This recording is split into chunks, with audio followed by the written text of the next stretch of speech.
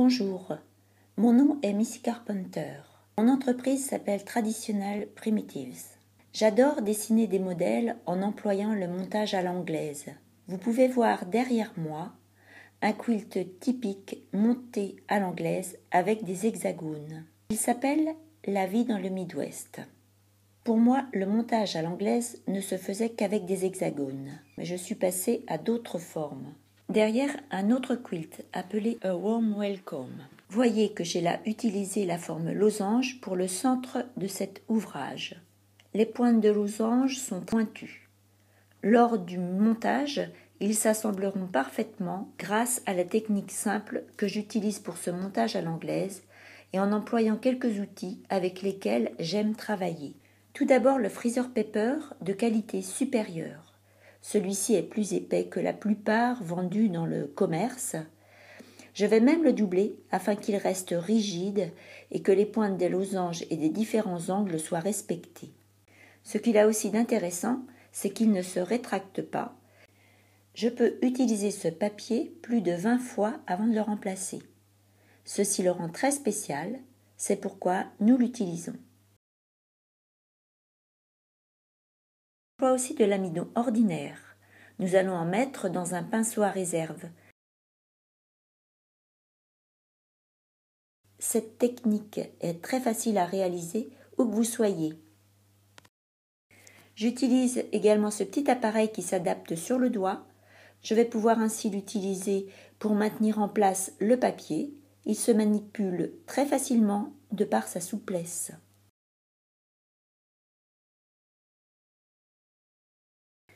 Nous aurons besoin aussi d'une surface de repassage portable. Vous pouvez utiliser votre table à repasser, mais le travail étant long, la position debout peut devenir difficile. Aussi, j'utilise cette petite planche de repassage que je pose sur ma table de travail et je peux travailler ainsi des heures et des heures.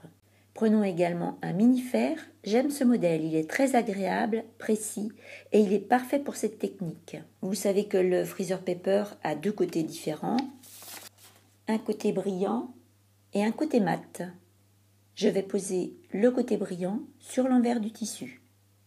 Pour travailler ces formes, nous allons doubler le freezer paper en collant un côté mat contre un côté brillant.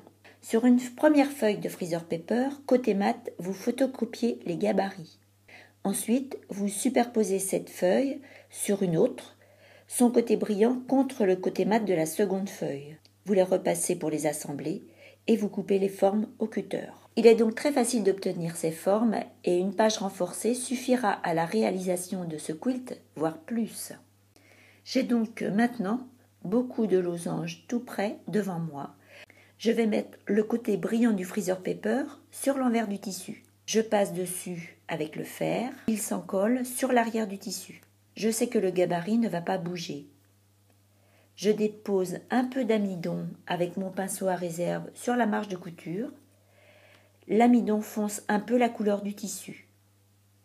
Je peins uniquement la marge de couture sans toucher au freezer paper pour qu'il soit réutilisable plusieurs fois. Nous allons maintenant rabattre la marge de couture sur le freezer paper. Vous remarquerez que je m'arrête au bord du papier de manière à conserver la marge de couture humide et très souple. Si je déborde, je sèche l'amidon et la marge devient raide et moins facile à travailler ensuite.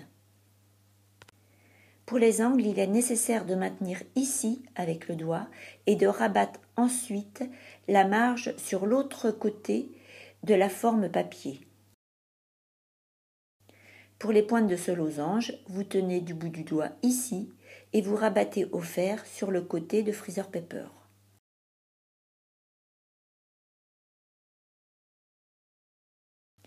Vous obtenez ainsi des formes parfaites.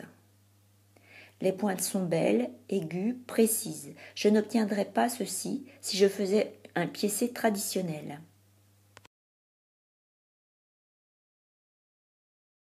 Je vais pouvoir reprendre celui-ci qui a refroidi. Je ne vais pas m'occuper de celui-là que je viens de préparer. La marge de couture doit se raidir en se refroidissant. Donc je le laisse refroidir afin de repousser les bords du tissu et de retirer le freezer paper. Le losange reprend bien sa forme ensuite et très facilement. Les pointes se rejoindront très bien lors de l'assemblage. Nous superposons les pièces endroit contre endroit. Les pointes correspondent parfaitement. Avec cette méthode, j'obtiens des formes et un piécé impeccable.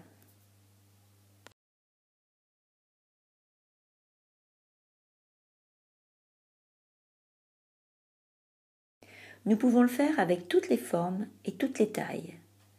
Nous avons ici un cercle que vous pourrez utiliser pour l'appliquer.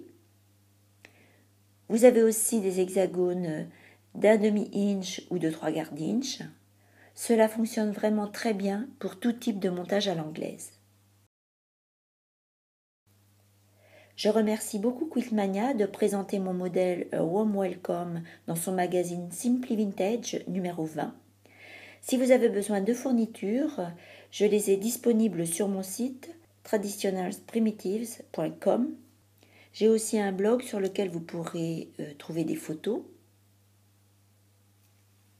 J'espère que vous apprécierez autant que moi cette technique.